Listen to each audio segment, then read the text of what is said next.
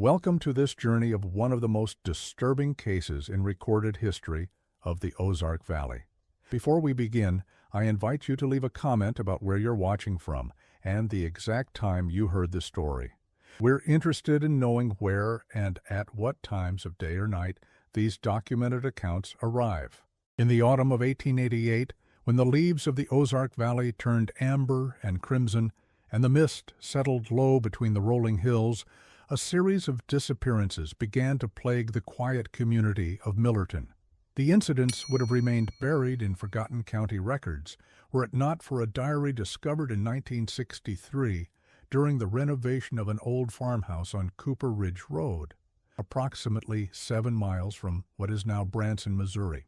What follows is a meticulous reconstruction of events based on that diary, county sheriff records, local newspaper clippings, and testimonials collected by investigator Nathaniel Thorne in 1964, 1 year before his own mysterious abandonment of the case. The property belonged to a man named Elias Harmon, a solitary farmer who had moved to the area in 1879. According to land registry documents housed in the Douglas County Historical Society, Harmon purchased 120 acres from the widow of a Civil War veteran. The price was suspiciously below market value, even for that time. The widow, Mrs. Eleanor Caldwell, was reportedly eager to leave the area after her husband's death, telling neighbors she could no longer bear the isolation of the property. County records indicate she relocated to St.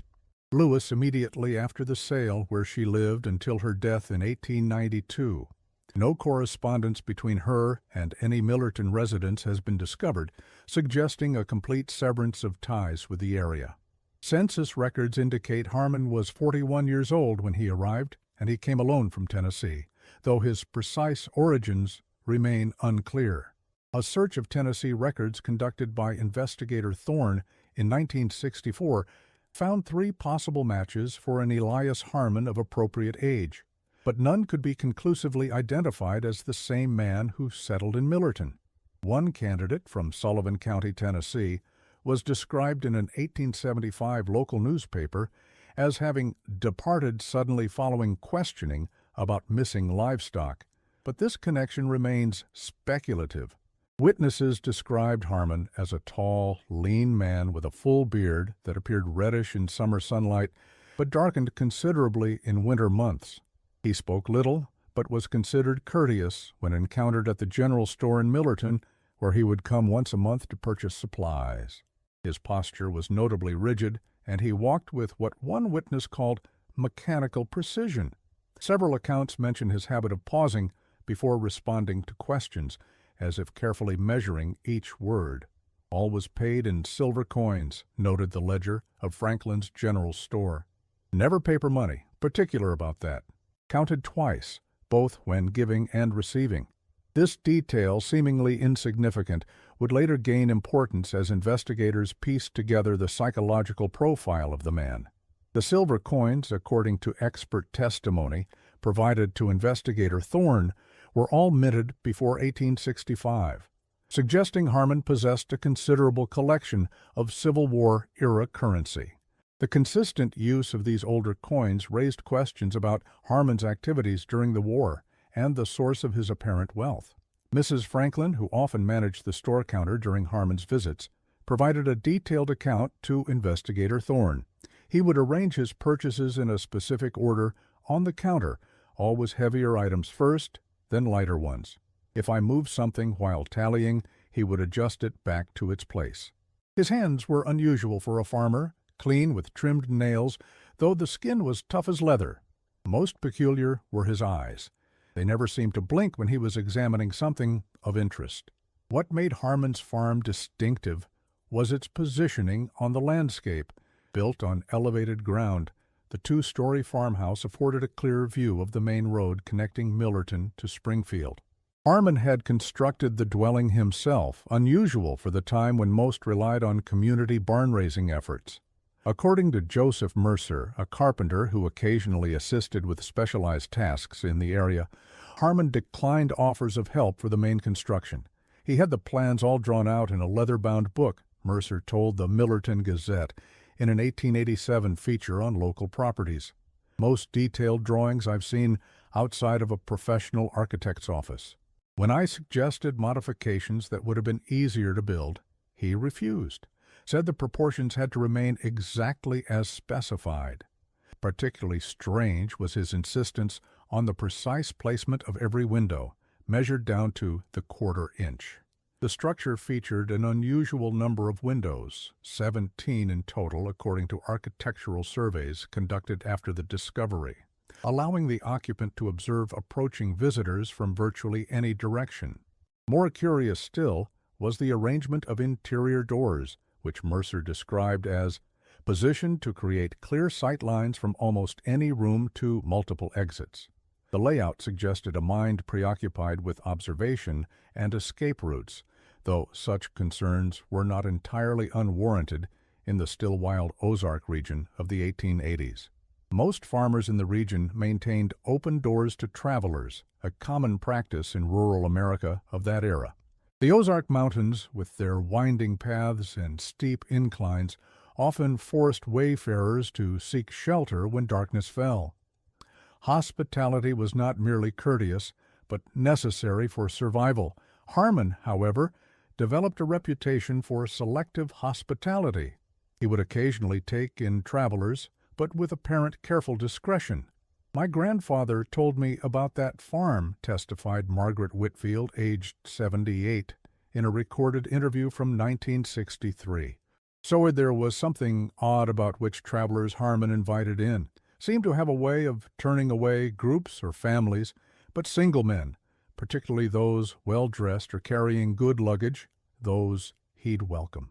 Grandfather once asked Harmon directly why he'd turned away a family with small children during a thunderstorm. Said Harmon just stared at him a long moment before answering that children disturb the rhythms of a household. Found that right. Peculiar. He did. According to the few surviving records from Millerton's postal service, Harmon received regular correspondence from St. Louis, Kansas City, and occasionally New Orleans.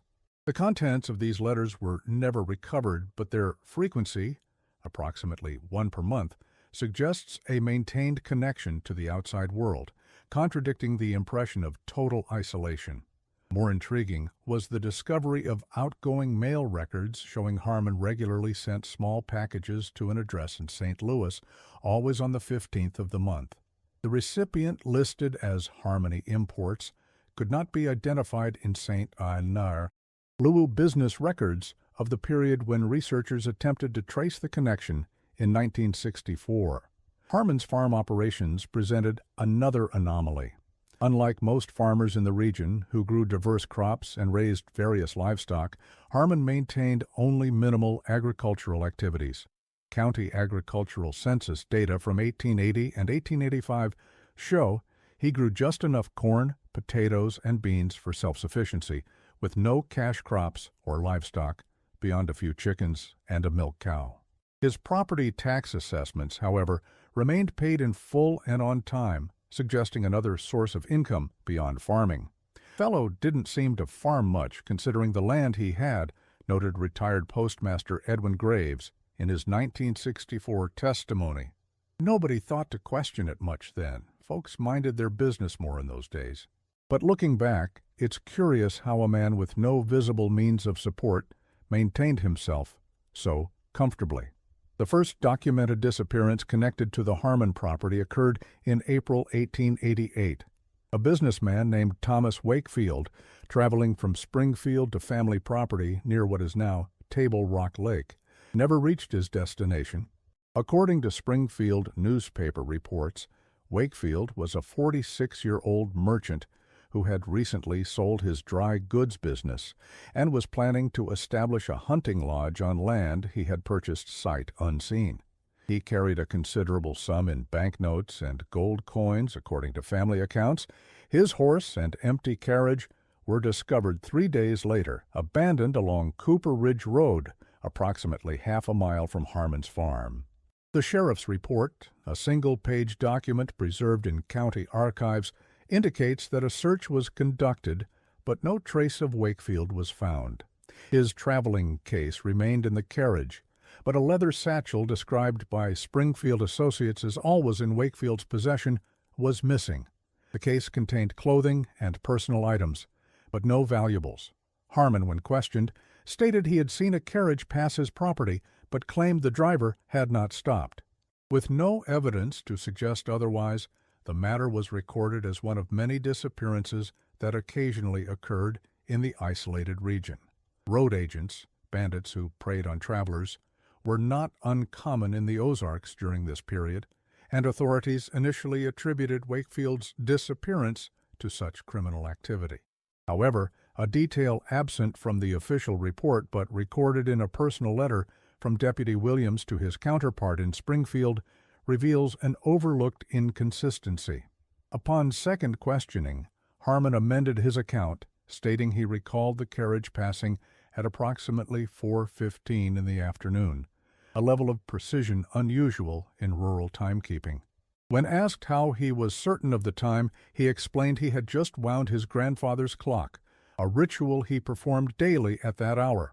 The clock in question was indeed present in his parlor, though it showed a different time when I observed it. The second disappearance, 2 months later, followed a similar pattern.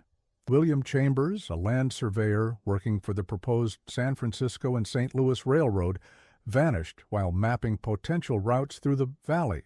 His equipment was discovered near a stream that ran adjacent to the eastern boundary of Harmon's property. Chambers had been working alone that day, his assistants having been assigned to another section of the proposed route. According to the railroad company's report filed with the county sheriff, Chambers was an experienced surveyor who had worked throughout the Midwest without incident for 15 years. He was described as methodical and unlikely to have accidentally fallen into the stream, which was shallow at that point. His survey notes, recovered with his equipment, showed detailed measurements up to an area approximately 100 yards from Harmon's property line. The final notation, made mid-sentence, suggested an interruption rather than a planned cessation of work. Again, inquiries led nowhere. Harmon acknowledged seeing the surveyor working near his land, but maintained no interaction had occurred. He kept to himself, and I to myself, Harmon was quoted as saying in the sheriff's notes. The last I saw, he was making marks on that brass instrument of his, looking toward Crow's Peak. This reference to a local landmark suggested Chambers had been facing away from Harmon's property in his final observed moments, a detail that would later be questioned when his survey notes showed he had been working in the opposite direction. What troubled my predecessor, wrote Sheriff James Holcomb in notes dated 1890, was not merely the disappearances, which were not unprecedented in such wilderness, but Harmon's peculiar attention to detail when questioned. Most witnesses fumble recollections or conflate days.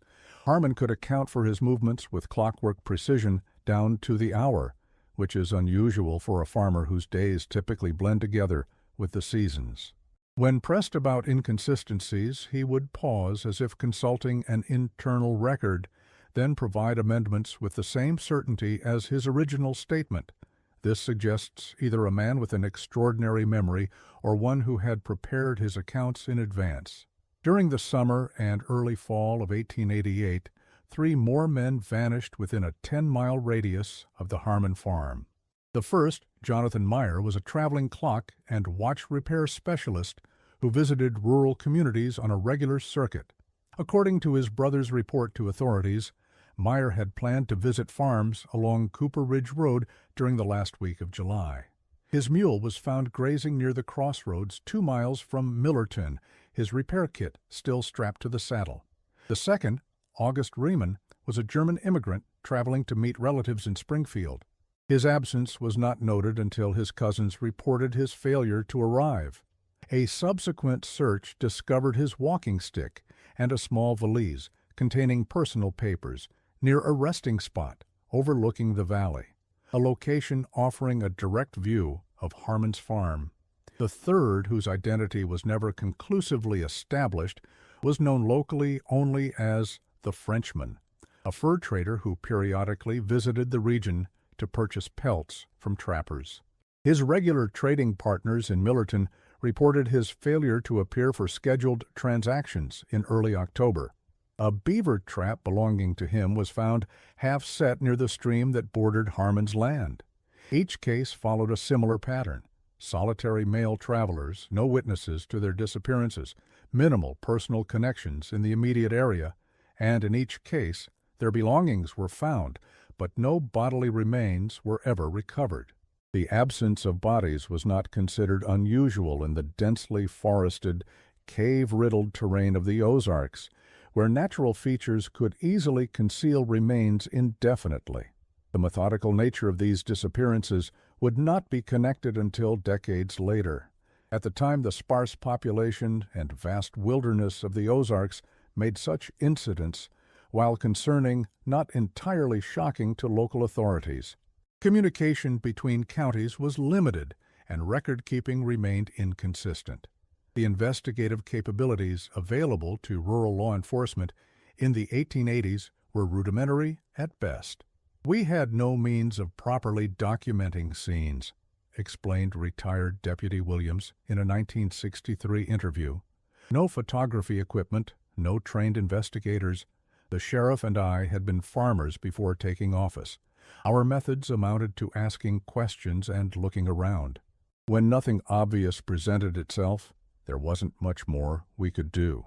The turning point came not from official investigations, but from an unexpected quarter. The diary of Josephine Weber, the niece of Millerton's physician, Dr. Samuel Weber, who had come from St. Louis to stay with her uncle in September 1888. Josephine, 22 years old and educated at a women's college in Boston, had returned to Missouri following her father's death to assist her aging mother. While staying with her uncle in Millerton, she maintained a detailed account of her observations of rural life, a practice she had developed during her education. Her diary, kept meticulously during her 6-month stay, was discovered in 1962 in a collection of medical texts donated to the Missouri Historical Society by the physician's descendants. The small leather-bound volume had been tucked inside a medical reference book, apparently forgotten for over 70 years. "Uncle's patient today spoke of strange sounds from the Harmon farm," she wrote on October 17, 1888. "A man named Ledbetter, who I gather hunts despite the season being closed, said he was hunting deer at dawn when he heard what sounded like metal on stone, a rhythmic sound coming from the root cellar direction, though it was not yet 5 in the morning. Uncle dismissed it as likely farm work, but the man seemed genuinely disturbed, saying no farmer works underground before dawn unless he's burying something that can't wait for daylight. The way he emphasized something suggested he meant more than merely preserved vegetables. Uncle changed the subject quickly, which I found curious." 2 weeks later, Josephine made another, more detailed entry. "Mr. Harmon came to town today. Uncle says he comes rarely for medical attention, but today he sought treatment for what he claimed was a burn on his forearm. Uncle said the wound didn't resemble any burn he'd seen, more like a defensive wound, as if someone had grabbed him with considerable force. When questioned, Harmon became taciturn, almost left without treatment.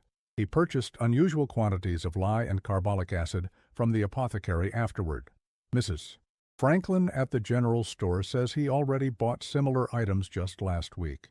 When Uncle mentioned this coincidence to Sheriff Blackwood, the sheriff made a note, but said little.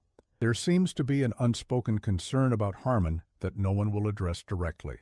The mention of these chemicals, lye and carbolic acid, would later be recognized as critically important. Both substances were commonly used in the period for cleaning, but in large quantities they also served another purpose, the dissolution and disinfection of organic matter. Modern forensic analysis would recognize this combination as potentially useful for disposing of remains. In the 1880s, however, such purchases raised minimal suspicion, especially for a farmer who might use such chemicals for maintaining clean milk production or treating livestock ailments. Josephine's diary entries grew increasingly focused on the strange farmer as autumn progressed. On November 4th, she wrote, "Observed Mr. Harmon at church today, his first attendance since my arrival. He sat alone in the last pew, departed before the final hymn. Reverend Williams attempted conversation, but reported that Harmon seemed distracted, eyes constantly moving toward the doors and windows. Most curious was his appearance. Despite the cold weather, his boots were caked with fresh mud, as if he'd been working his fields before dawn. More notable was a strange smudge on his collar. Not dirt, but what Uncle later suggested might be dried blood when I described the rusty color. Harmon kept touching his vest pocket throughout the service, seeming to confirm something was still there. As he left, I noticed a small silver object catch the light momentarily, perhaps a button or coin. A subsequent entry on November 12th noted another peculiarity. Mrs. Tanner mentioned today that her husband rode past the Harmon farm last evening and observed lights moving in the fields well after dark. Not lanterns carried by a person, she emphasized, but stationary lights spaced at regular intervals, forming a straight line from the house to the north woods. When Mr. Tanner returned at dawn to investigate, he found nothing unusual except fresh soil that appeared recently turned, though not in a pattern suggesting normal plowing. When he mentioned this to Harmon, who was splitting wood near the barn, Harmon explained he had been setting boundary markers for spring planting. Mr. Tanner found this explanation odd, as no farmer plants field boundaries in November, especially in soil that will shift with winter frost. The winter of 1888-89 was particularly harsh in the Ozarks. Heavy snowfall isolated communities for weeks at a time. During this period, no disappearances were recorded, a detail that would later be considered significant by investigator Thorne. When travel was effectively impossible due to weather conditions, the pattern of vanishing travelers temporarily ceased. This correlation supported the theory that the disappearances were connected to transient victims rather than local residents. Josephine's diary noted another peculiarity during this winter lull. Uncle was summoned to the Harmon farm today, the first such call in his 10 years of practice here. Found the situation most unusual. Harmon claimed to have fallen and injured his shoulder, but Uncle observed multiple bruises in various stages of healing, particularly around the forearms and neck, suggesting defensive injuries rather than a fall. The house was immaculate, uncommonly so for a bachelor farmer, with pungent smell of lye everywhere. Most strange was the locked door to the root cellar. Uncle mentioned needing water for his treatment, suggesting the cellar as a source. Harmon became agitated, insisted on fetching it himself despite his injury. Uncle noted that while Harmon was below, he heard what sounded like metal scraping against stone, not the expected sounds of drawing water. When Harmon returned, the water was unusually cold, suggesting it had been stored rather than freshly drawn. On the return journey, Uncle observed fresh tracks in the snow leading from Harmon's barn into the woods, though Harmon had claimed he had not left the house in 2 days due to his injury. A January 15, 1889 entry added further detail to the growing pattern of unusual observations. Mrs. Crawford, who delivers milk to outlying farms, told a curious tale at today's sewing circle. Last week, when approaching the Harmon farm, she observed smoke from the chimney, but received no answer to her calls. As she was leaving the milk on the porch as usual, she heard what she described as a sound like no human ought to make, something between a moan and a sigh, coming from beneath the porch itself. She hurried away, but later mentioned the incident to Sheriff Blackwood, who promised to look into the matter.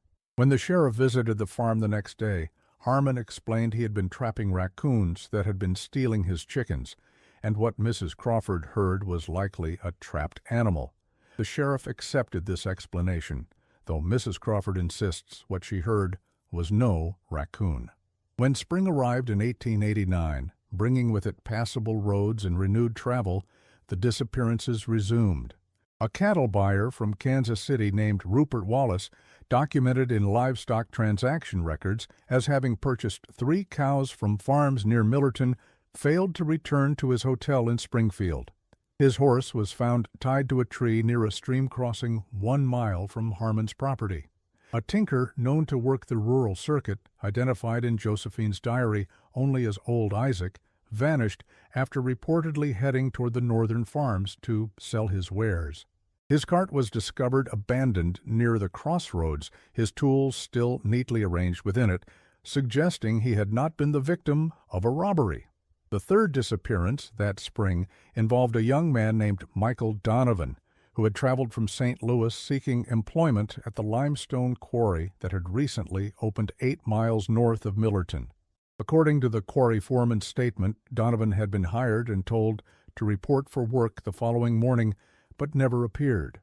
His few possessions were found in his rented room in Millerton, including a letter to his sister describing the area and mentioning his intention to explore the surroundings before beginning work.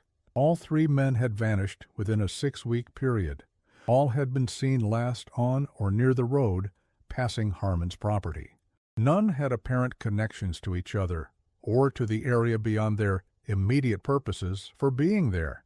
The pattern was becoming difficult to dismiss as coincidence, even for the limited investigative resources of the time.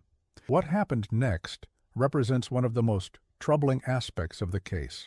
In late April 1889, Sheriff Thomas Blackwood, who had begun to suspect a connection between the disappearances, rode out to the Harmon farm unannounced. According to Deputy Williams's later testimony, Blackwood had mentioned his intention to conduct a thorough inspection of the property, particularly the root cellar that Harmon had been so protective of during the doctor's visit. The sheriff carried with him a document that Williams believed was a search authorization from the county judge, though no copy of this document was ever found. Sheriff Blackwood never returned. His deputy, organizing a search party the following day, found the sheriff's horse tied to a tree half a mile from Harmon's property. The saddle and sheriff's belongings remained intact, including his pocket watch, suggesting robbery was not the motive for his disappearance. Most telling was the absence of the search authorization document Williams had seen him place in his inside coat pocket before departing. When the search party reached the farm, they found Elias Harmon calmly working his fields. He expressed surprise at the news of the sheriff's disappearance, offering his assistance in the search. For 2 days, Harmon joined the men combing the surrounding woods and hills. His apparent cooperation deflected suspicion temporarily. The man showed no nervousness, reported Deputy Williams, offered his knowledge of the terrain, suggested likely places a rider might meet trouble. His assistance seemed genuine, his concern appropriate. He even provided food for the search party from his own stores, which seemed a gesture of goodwill. It was only later, reviewing my notes, that I realized he had guided the search entirely away from the north section of his property, offering various reasons why that area was not worth examining. Too steep, too densely wooded, recently checked by himself. We deferred to his local knowledge at the time. The search for Sheriff Blackwood was eventually abandoned. His disappearance was attributed to the same unknown factors that had claimed the others. Deputy Williams was appointed acting sheriff, but lacked his predecessor's suspicions regarding Harmon. In his own words recorded in 1963, "I was young, inexperienced, and frankly intimidated by the responsibilities thrust upon me. Blackwood had been sheriff for 12 years. I'd been deputy for only 8 months. I knew he harbored concerns about Harmon, but without concrete evidence, and with Harmon's cooperative demeanor during the search, I had no grounds to pursue his suspicions. Perhaps I should have been more persistent, but the community was demanding resolution, not further investigation of a respected landowner." In June 1889, Josephine Weber returned to St. Louis, taking her diary and its observations with her. Her final entry regarding Harmon noted, "Saw the farmer at the general store today. Our eyes met briefly. He looked away first. His sleeve rode up as he reached for his purchases, revealing fresh scratches along his wrist. Not from farm work. These were clearly made by fingernails." I mentioned this to Uncle later, who suggested I keep such observations to myself. There is something unspoken in this town, a collective hesitation regarding that man on the hill. When I pressed Uncle about whether anyone had thoroughly searched Harmon's property after the sheriff's disappearance, he became uncharacteristically stern, saying, "Some matters are better left to those with authority." But, of course, the authority in question, Sheriff Blackwood, is himself missing. I leave Millerton tomorrow with grave concerns about what may be occurring at that isolated farm. Were I a man, I might investigate further, but as a woman my observations are already dismissed as fanciful. I can only hope someone with proper authority will eventually see what seems increasingly obvious to me. The pattern of disappearances continued sporadically through the summer and fall of 1889. Local newspapers, which had initially reported each missing person, began to publish less detailed accounts, sometimes grouping multiple disappearances into single, brief articles. This diminishing coverage suggests either an acceptance of the situation as unresolvable or, more troublingly, a deliberate attempt to minimize public concern that might affect local commerce and property values. The Millerton Gazette, in its October 18, 1889 edition, published what would be its final mention of the disappearances. Authorities remind travelers to exercise caution on outlying roads, particularly after dusk. Those journeying alone are advised to inform associates of their expected arrival times and planned routes. No specific incidents were mentioned, no names given. The warning stood alone, a tacit acknowledgment of persistent danger without attributing it to any specific cause. During this period, a subtle change occurred in community interactions with Harmon. According to later testimonies collected by investigator Thorne, residents began to avoid the northern road passing his property, choosing longer routes to neighboring communities. Parents forbade children from wandering in that direction. Harmon's monthly visits to the general store were met with quieter greetings, shorter conversations. He was not confronted or openly shunned. There was never direct accusation, but a gradual isolation emerged, a collective distancing without explicit cause. Harmon himself showed no reaction to this changing treatment. His routines remained consistent: monthly supply purchases, occasional church attendance, minimal social interaction. If anything, witnesses noted, he seemed more at ease as community engagement diminished. Several accounts mention he began humming to himself during store visits, a detail considered noteworthy because he had never displayed such behavior before. The tune, described by Mrs. Franklin as "no melody I recognized, more like a rhythmic pattern of notes repeating," became associated with his presence. In early 1890, a potentially significant development occurred, though its importance would not be recognized until decades later. A traveling photographer visited Millerton, offering portrait services to local residents. Entries in his business ledger, discovered in a St. Louis archive in 1966, show appointments with numerous Millerton families, but include a curious notation regarding Harmon. Subject refused photograph, became agitated at sight of camera, offered triple standard rate to no avail, claims mechanical reproduction against personal principles.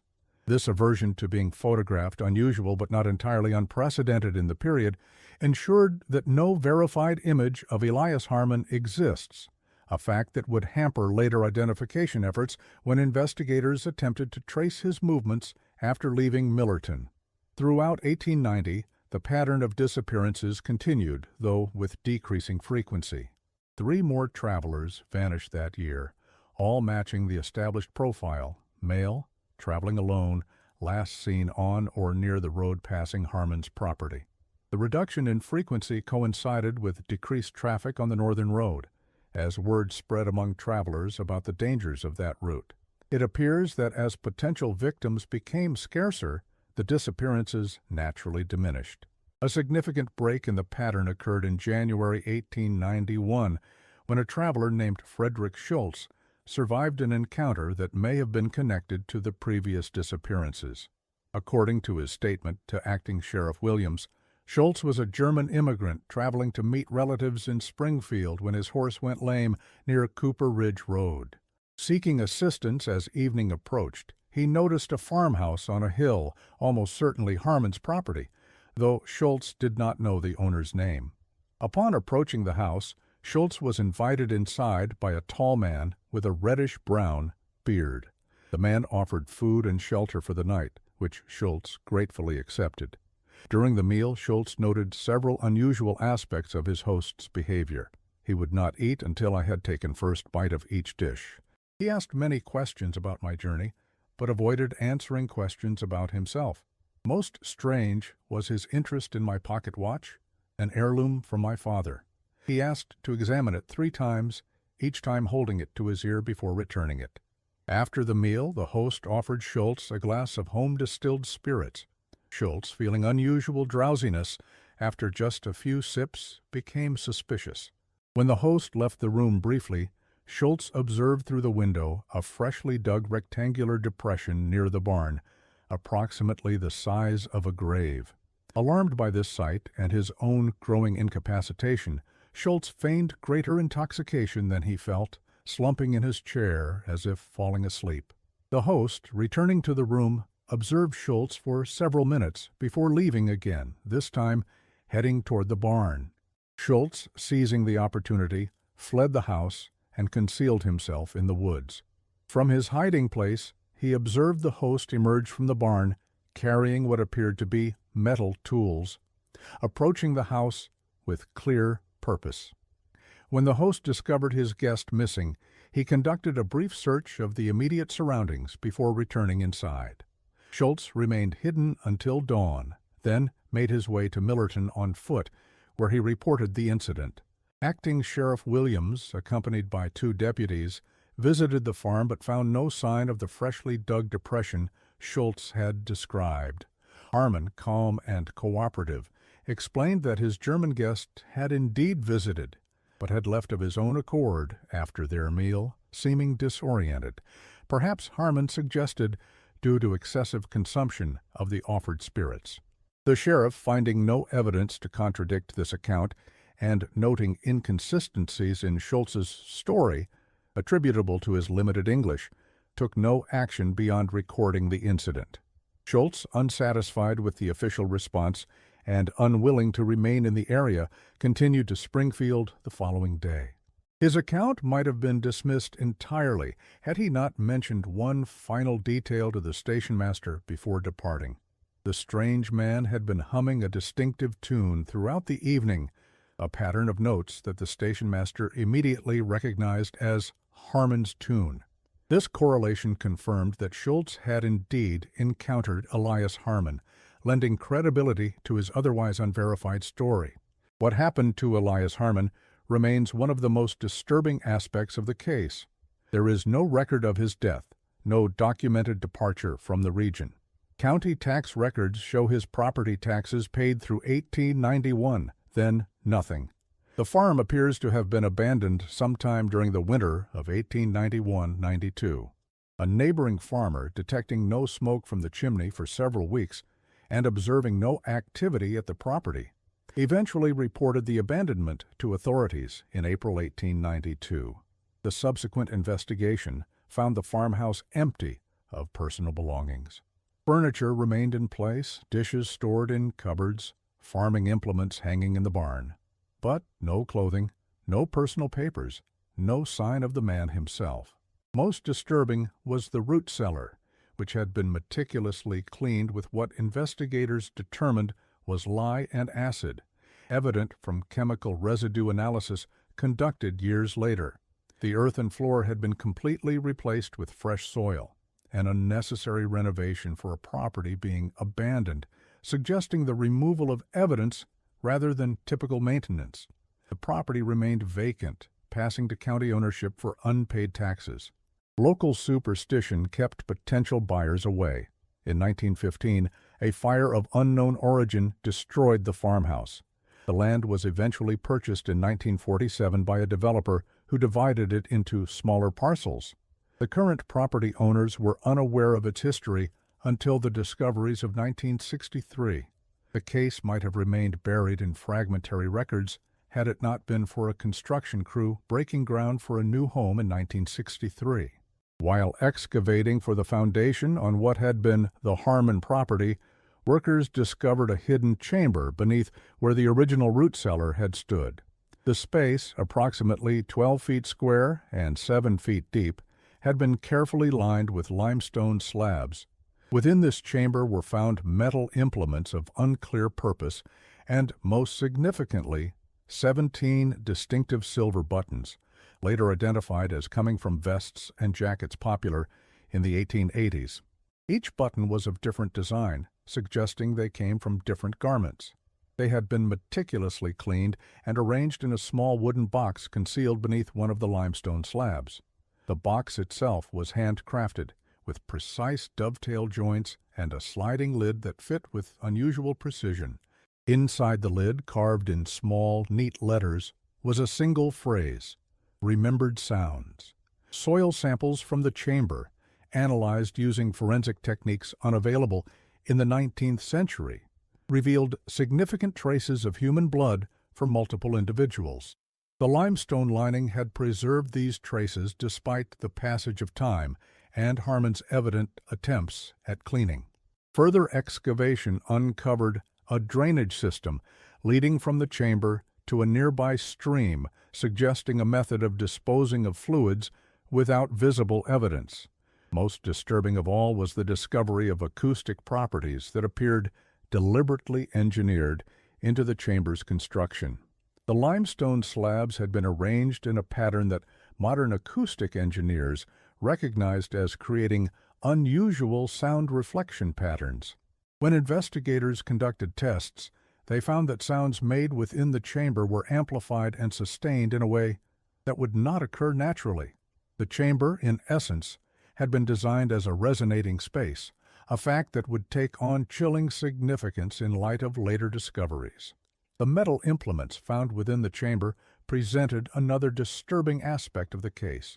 Among them were modified farm tools, including a pitchfork with the tines bent at precise angles, a curved blade attached to a wooden handle with an unusual grip, and several small metal picks and hooks that bore no resemblance to typical farm or household implements.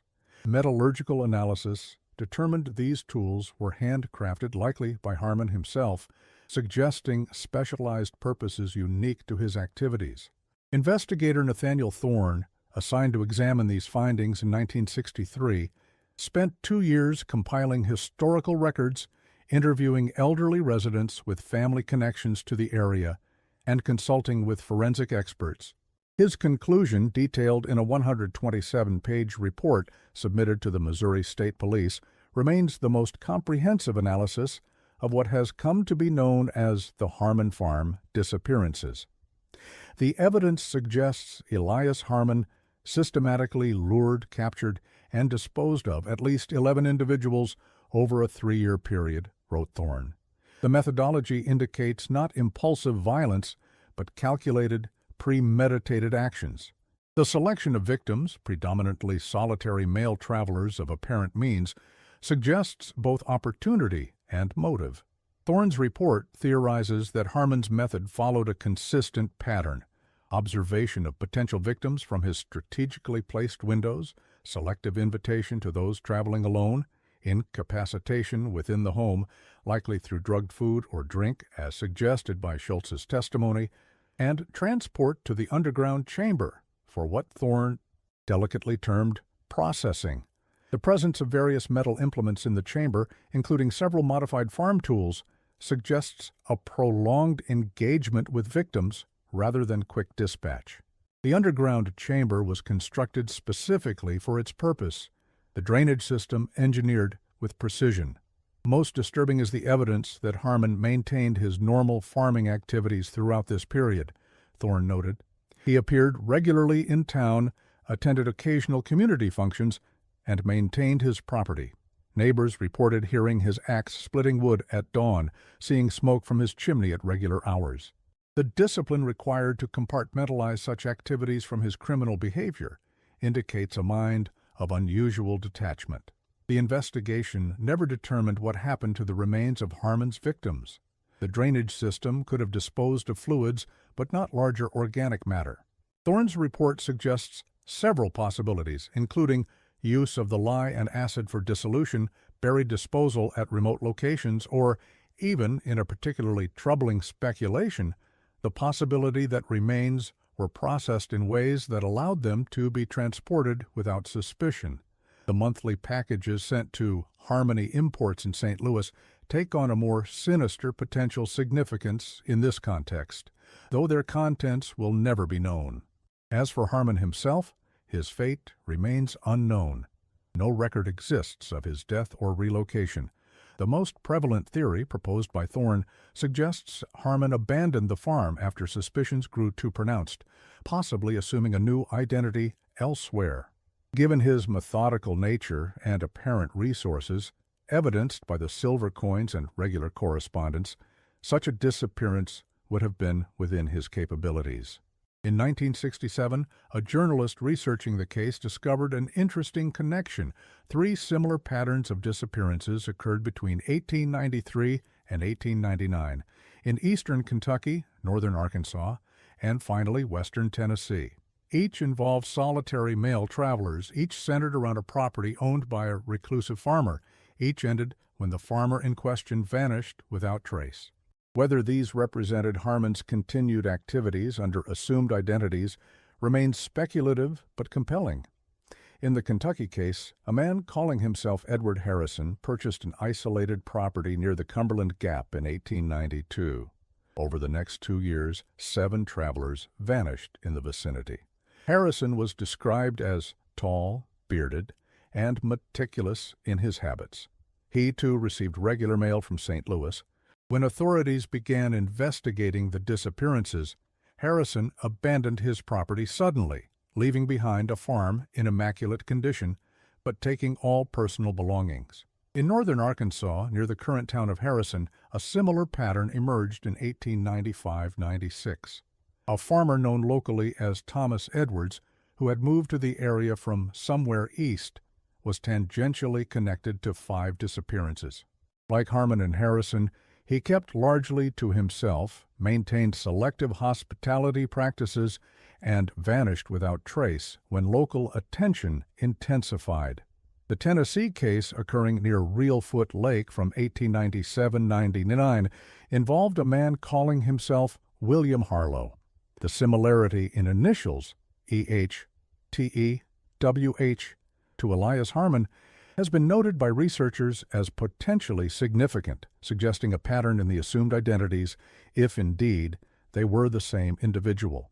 In each location, the man purchased isolated property, remained for approximately 2 years while unexplained disappearances occurred, then vanished completely, leaving no trace beyond the empty property. The case file was officially closed in 1968, the crimes too distant for modern prosecution. The perpetrator presumed long deceased. The property where the Harmon farm once stood has since been developed into residential housing. Current residents report no unusual occurrences, though few are aware of the land's history. Perhaps most chilling is the final note in investigator Thorne's report, added as an appendix after the main conclusions. During my final visit to the excavation site, I examined the limestone chamber more thoroughly. Carved into one slab, faint but discernible, was a single phrase, "They were heard." Not "they are here" or any indication of burial, but specifically that they were heard.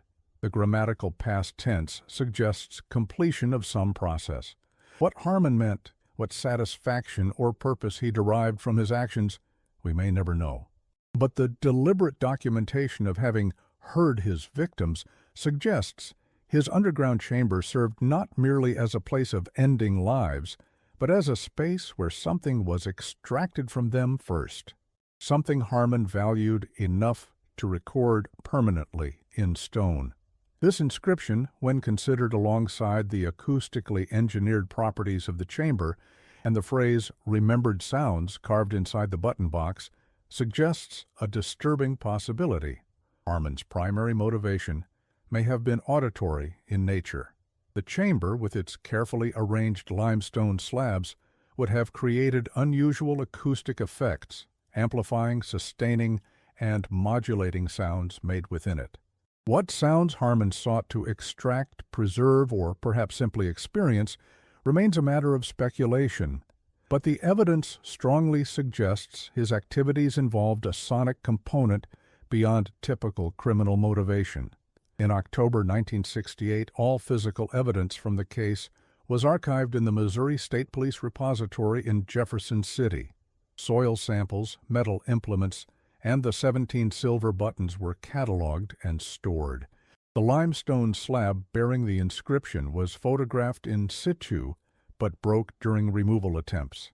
The photograph showing the faint carving was included in the case file.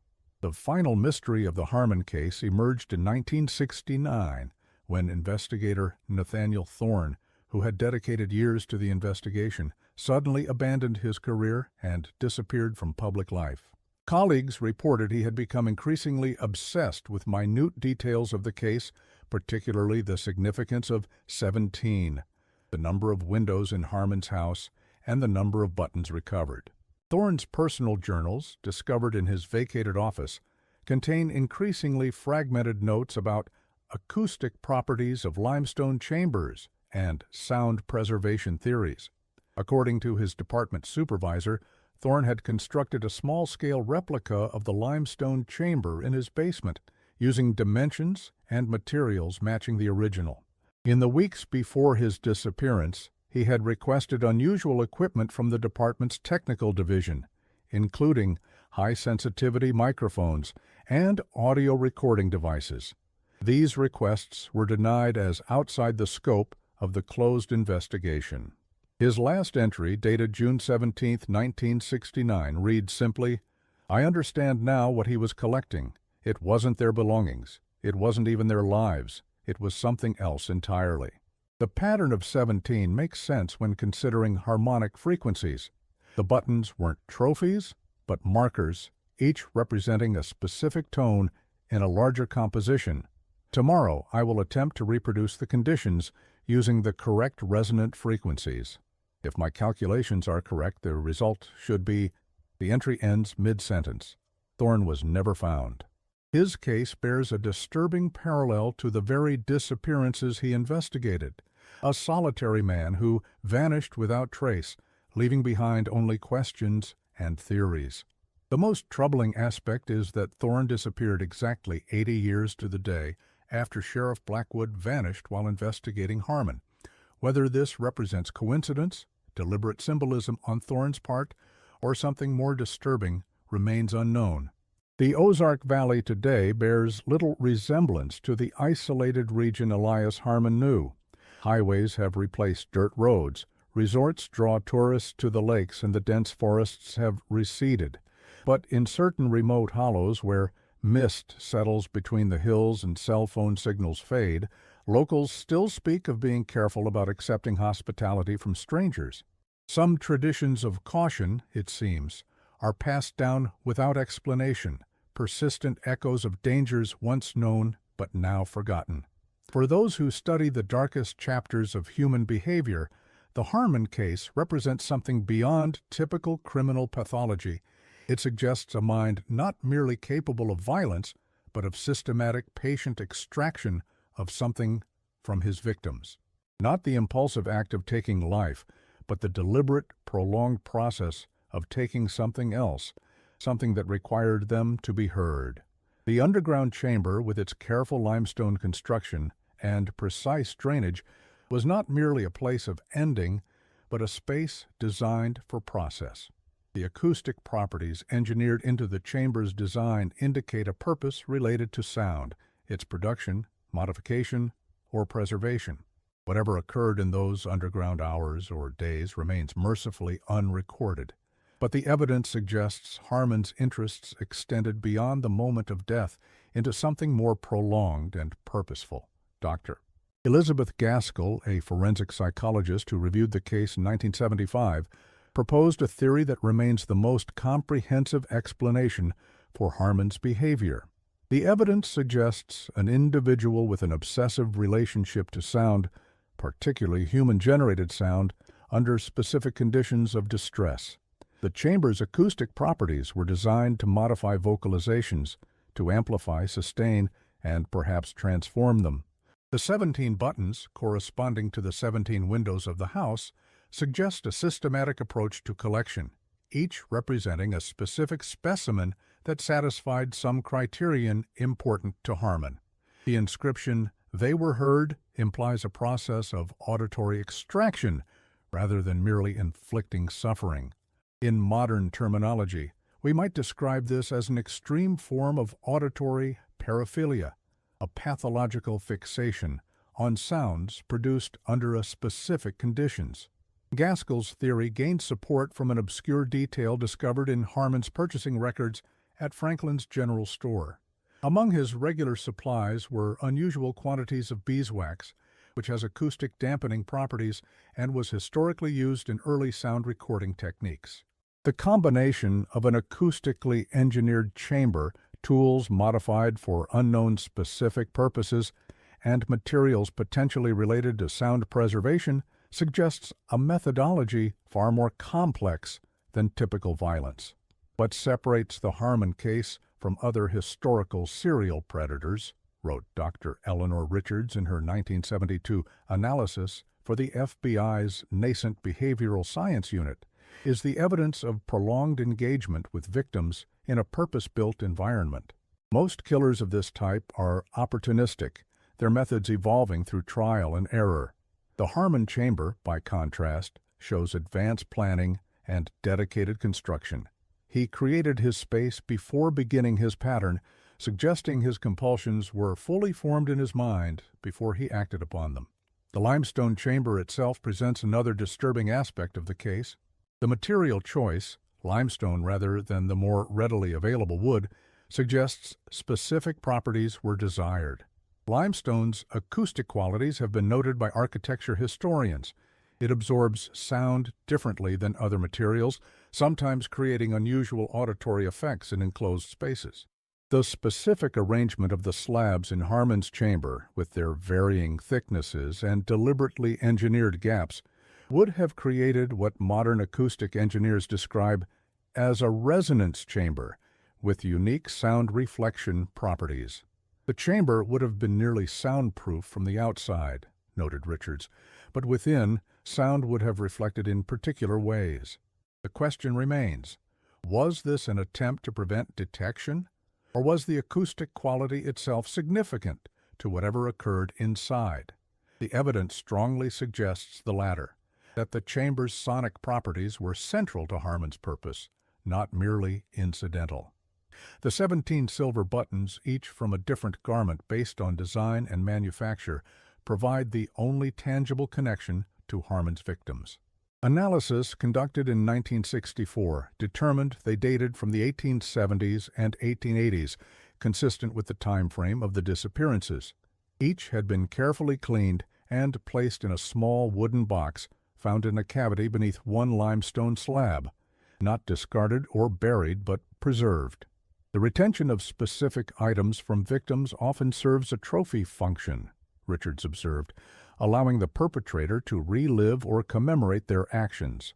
In this case, the uniformity of the items, all buttons, all silver, suggests a ritual significance beyond mere souvenir collection. Each represents a completed process, methodically documented. The phrase "remembered sounds" carved inside the box lid further supports the theory that Harmon's primary focus was auditory in nature. The Millerton Historical Society, established in 1975, has largely omitted the Harmon case from its public exhibitions. When questioned about this decision in 1983, the Society's director explained, "Some history serves no purpose in remembrance. There are no lessons to be learned from such aberrations, no context that makes them comprehensible. Some darkness is best left unilluminated." Yet private interest in the case has persisted. Amateur historians and criminal psychology students occasionally make pilgrimages to the former Harmon property, now a suburban development called Cooper Ridge Estates. Most current residents remain unaware of the land's history. Property disclosure laws do not require notification of historical events after such passage of time. In 1995, during expansion of the development's sewage system, workers uncovered additional limestone slabs approximately 200 yards from the original chamber site. These were initially assumed to be natural formations until geological assessment determined they had been quarried and placed deliberately. The pattern of arrangement suggested the beginning of a second chamber, possibly abandoned during construction. No excavation was conducted at this secondary site. Construction plans were modified to leave the area undisturbed. The decision to avoid further investigation reflects a pattern that has surrounded the Harmon case since its beginning, a reluctance to look too deeply, to uncover too much. This institutional hesitation appears in official reports, newspaper coverage, and community memory. As if by unspoken consensus, the full dimensions of Elias Harmon's activities have been allowed to remain partially obscured. This reluctance may stem from the uncomfortable questions the case raises about human nature. Most criminal behavior, however disturbing, can be categorized and explained through known psychological frameworks. The Harmon case resists such classification. The deliberate, methodical nature of the limestone chamber, the specific selection of victims, the carved statement that they were heard, these elements suggest a purpose beyond common criminal motivation. "What troubles me most about the Harmon case," wrote investigator Thorne in his personal journal, "is not what we've discovered, but what remains hidden. We have uncovered evidence of method, but no insight into meaning. We see the how, but not the why. And in that absence of comprehension lies the true horror, the possibility that within some human minds exist motivations so alien to normal experience that we cannot begin to map their territory." In the decades since Thorne's disappearance, no significant progress has been made in understanding Elias Harmon's motivations or fate. The case files gather dust in state archives, occasionally referenced in criminology textbooks as an example of early rural serial predation. But this clinical categorization feels insufficient, a simplistic label applied to something more complex and disturbing. The residents of Millerton, those few who remember the stories passed down through generations, still speak occasionally of the farmer on the hill, not with the lurid fascination that often surrounds infamous criminals, but with a quiet, persistent unease, as if Harmon represented not merely a dangerous individual, but something more fundamental, a reminder that beneath the surface of civilized behavior lie capacities for methodical, purposeful cruelty that we struggle to comprehend. Perhaps the most unsettling aspect of the Harmon case is how effectively he erased his own existence. Despite years of investigation, no photograph of Elias Harmon has ever been discovered. Census records provide only the most basic physical description. No known relatives came forward after the discoveries of 1963. He left behind no letters, no personal journals, no artifacts beyond the silver buttons and the implements found in his chamber. This self-erasure represents the final layer of Harmon's methodology, the careful removal of his own identity from history, even as he meticulously preserved buttons from each victim. It suggests a mind not merely capable of taking lives, but of understanding historical memory, of recognizing how quickly human events are forgotten without tangible reminders. In 2002, a graduate student in acoustic engineering researching the Harmon case for a dissertation on architectural acoustics in criminal contexts conducted computer modeling of the limestone chamber based on the original excavation measurements. The results were disturbing. The chamber's dimensions and the specific placement of limestone slabs created what acousticians term a Helmholtz resonator, a space designed to amplify specific frequency ranges while dampening others. The most unsettling aspect, the student wrote, is that the frequencies most enhanced by this design correspond precisely to the range of human vocalization under conditions of distress. The chamber would have selectively amplified certain sounds while minimizing others, creating what can only be described as an acoustic filter for human suffering. More disturbing still, the spacing of the limestone slabs suggests knowledge of acoustic principles that weren't formally documented until decades later. The limestone chamber remains the most concrete evidence of Harmon's existence. Though now filled in and built over, its dimensions and construction have been precisely documented. 18 feet below what is now 1572 Sycamore Drive in Cooper Ridge Estates lies a space designed not by impulse or accident, but through careful planning and execution.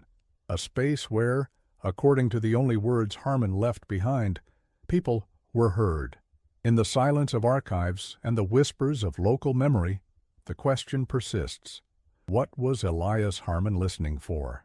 What did he hear in that underground chamber that compelled him to continue his pattern for years? What drove a seemingly ordinary farmer to create a limestone room beneath his fields and bring solitary travelers there? These questions may never be answered. Perhaps, as the Millerton Historical Society suggested, some darkness is best left unexamined. But for those who study the outer boundaries of human behavior, the limestone chamber in the Ozark Valley represents a disturbing reminder. Beneath the surface of ordinary lives may lie spaces we cannot comprehend, motivations beyond our understanding, and capacities for deliberate cruelty that resist all explanation. The final note in Missouri State Police records regarding the case, dated December 7, 1968, reads simply, "Investigation closed due to historical nature of offenses and presumed death of suspect. Materials archived per protocol." With this bureaucratic statement, the official inquiry into Elias Harmon ended. But in quiet corners of rural Missouri, particularly when autumn leaves turn amber and crimson and mist settles low between the rolling hills, older residents still point visitors away from certain back roads after dusk. Not with explicit warnings about a farmer long gone, but with the kind of casual redirection that masks deeper concerns. Some cautions become instinctive, passed down through generations without explanation. Some fears linger in the collective memory long after their origins have been officially archived and forgotten. And sometimes, though no one has reported it officially, travelers passing through the Ozark Valley claim to hear sounds carrying strangely through the mist. Not quite voices, not quite music, but something in between. A sound that seems to come from everywhere and nowhere, that follows the listener for miles before fading. Local authorities attribute this to the unusual acoustic properties of the valley's topography, to the way sound bounces between hills and hollows. A perfectly rational explanation, of course. Just as there was surely a rational explanation for why, when the limestone chamber was first discovered in 1963, the forensic team reported unusual difficulty recording audio notes within its confines. Their equipment functioned normally above ground, but produced only static below. A equipment malfunction, they concluded, nothing more. Perhaps it was coincidence that 3 separate recording devices failed in precisely the same way. Perhaps it was coincidence that several team members reported an unusual sensation in their inner ears while working in the chamber, a pressure or vibration not felt elsewhere. Perhaps it was coincidence that, according to unofficial notes made by a technician but omitted from the final report, the static wasn't random, but contained a pattern, a rhythm almost like someone humming very faintly just at the edge of hearing. In 2005, during renovation of the Missouri State Police Archive, the box containing the Harmon case evidence was briefly misplaced. When relocated 3 days later, inventory showed all items present except one, the small wooden box containing the 17 silver buttons. Despite a thorough search, it was never found. The official explanation cited clerical error. The box had likely been missing during previous inventories, but not properly noted as such. A perfectly rational explanation, of course, just as there is surely a rational explanation for why occasionally residents of Cooper Ridge Estates report hearing a faint rhythmic humming seemingly emanating from the ground itself. A sound not quite music, not quite voice, but something in between. A sound that seems to follow a pattern of 17 notes, repeating.